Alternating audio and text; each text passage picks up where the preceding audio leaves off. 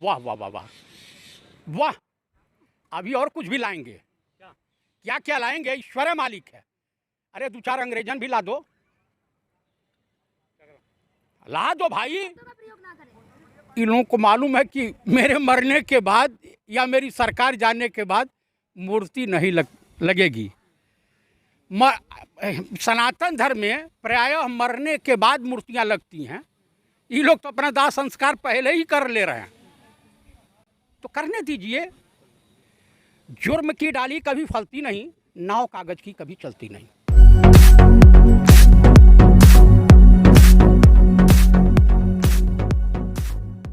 कांग्रेस की भारत जोड़ो यात्रा चल रही है, केरल में है इस वक्त, और ये कहा जा रहा है कि आज़ादी के बाद से सबसे बड़ा एक पैदल मार्च ये चल रहा है, लेकिन मीडिया इसको कवर नहीं कर रहा है।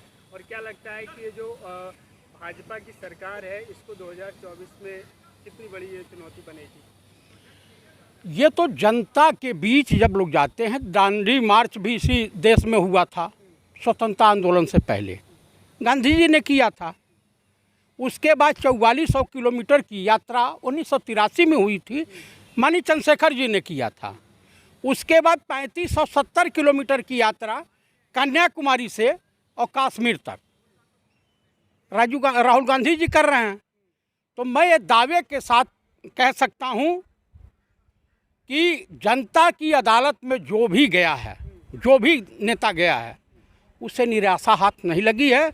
इसी को देखते हुए बीजेपी बौखलाई हुई है। बीजेपी का मानसिक संतुलन खराब हो गया है। जनता का जिस तरह से झुकाव अभी तो साउथ इंडिया में है, अभी भाजपा शासित राज्यों में कर्नाटक है, महाराष्ट्र है, उसके बाद मध्य प्रदेश है। यहाँ आने के बाद पता चलेगा कि इसके परिणाम क्या आ रहे हैं। साउथ इंडिया में तो बीजेपी का कुछ है नहीं। टोटल 261 लोकसभा सीटें पड़ रही हैं, तो इसका परिणाम बड़ा भयावह आने वाला है। और मैं दावे के साथ कह रहा हूं कि 2024 नरेंद्र दामोदर दास मोदी के लिए, भाजपा के लिए और संघ परिवार के लिए अच्छा संदेश लेके नहीं आ रहा है। भाजपा के लोग कह रहे हैं ये कांग्रेस जोड़ो यात्रा है, भारत जोड़ो यात्रा नहीं है। भाई, जब आदमी का मानसिक संतुलन खराब होता है, भयभीत हो जाता है, तो डर के से तहत प्रभावित होकर के वो क्या क्या उलूल जुलूल बयान देने लगता है। आपको याद होगा महाभारत सीरियल आपने देखा, दुर्योधन इतना ज़्यादा घमंडी स्वभाव के हो गए थे, इतना अपने आप को ताकतवर समझ रहे थे कि पांडवों को 5 गांव सुई के नोक के बराबर जमीन देने से मना कर दिया था, जिसका परिणाम हुआ महाभारत हुई। तो सेम महाभारत की शुरुआत हो चुकी है। और इस देश की जनता, चाहे उत्तर प्रदेश की सरकार हो या देश की सरकार हो, भयभीत हो गई है। तो कहीं मंदिर बनवाए जा रहे हैं तो क्या करेंगे? जनता तो योगी मोदी जी के मंदिर बनवा रही है। मैं एक बात बता दे रहा हूँ कि इन लोगों को मालूम है कि मेरे मरने के बाद या मेरी सरकार जाने के बाद मूर्ति नहीं लगेगी। सनातन धर्म में प्रायः मरने के बाद मूर्तियां लगती हैं। ये लोग तो अपना दाह संस्कार पहले ही कर ले रहे हैं, तो करने दीजिए। जुर्म की डाली कभी फलती नहीं, नाव कागज की कभी चलती नहीं। जनता इन लोगों को देख चुकी है और देख रही है। और जनता की अदालत में जाने के बाद, क्या मध्य प्रदेश में ईमानदारी से सरकार भाजपा की बनी? महाराष्ट्र में सरकार ईमानदारी से भाजपा की बनी? कर्नाटक में सरकार भाजपा की बनी? इन्होंने जनादेश का अपमान किया। सुनिए, आपकी सरकार बने तो ईमानदारी से। मैं वही तो कहने जा रहा हूँ, वही कह रहा हूँ कि आप लोग समझिए। अभी मैं देश का प्राइम मिनिस्टर हो जाऊं, मान लीजिए, सपोज कीजिए, तो इस देश में बीजेपी की क्या औकात रहेगी जब ईडी, सीबीआई और इनकम टैक्स को लगा करके हम एक दूसरे नेताओं को फर्जी केसों में फंसा करके और त्राहिमाम करवाना है। ईमानदारी से बता दीजिए। संत है बीजेपी में सब और आप बताइए, एक भी संत की परिभाषा हमको बता दीजिए। कौन योगी? आप संत की श्रेणी में आते हैं? योगी संत की श्रेणी में आते हैं, साक्षी संत की श्रेणी में आते हैं, चिन्मयानंद संत की श्रेणी में आते हैं। जो समाज से कामचोर होता है वो भगवा वस्त्र पहन करके दुनिया को चूतिया बनाता है। अब आप सवाल उठा रहे हैं सारे भगवाधारियों पे। मैं सीधे कह रहा हूं चैलेंज।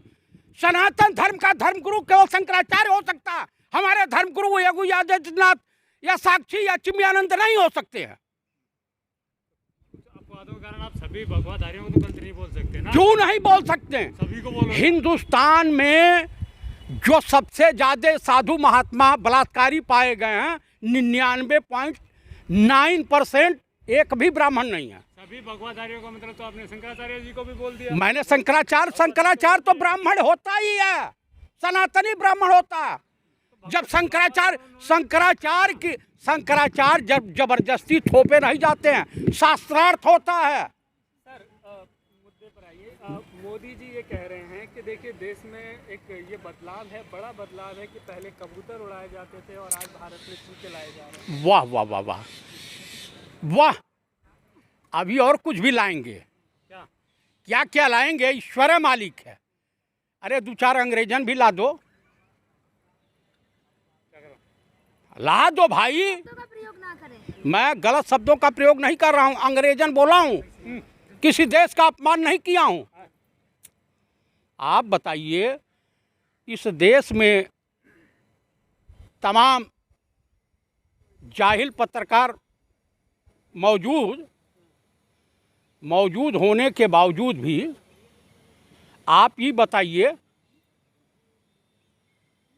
बताइए कि चित्रा त्रिपाठी इंग्लैंड में एक छोटी सी बच्ची का इंटरव्यू ले रही हैं।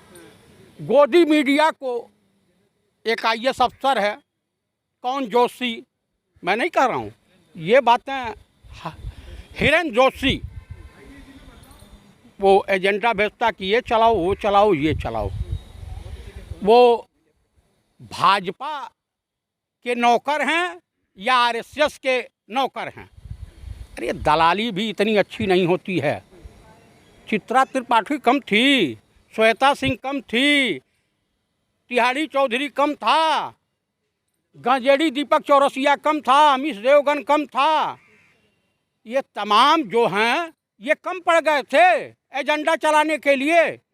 देखिए, इस देश का मेन मुद्दा बेरोजगारी, महंगाई और किसानों की समस्या है। सर कुछ लोग कह रहे हैं कि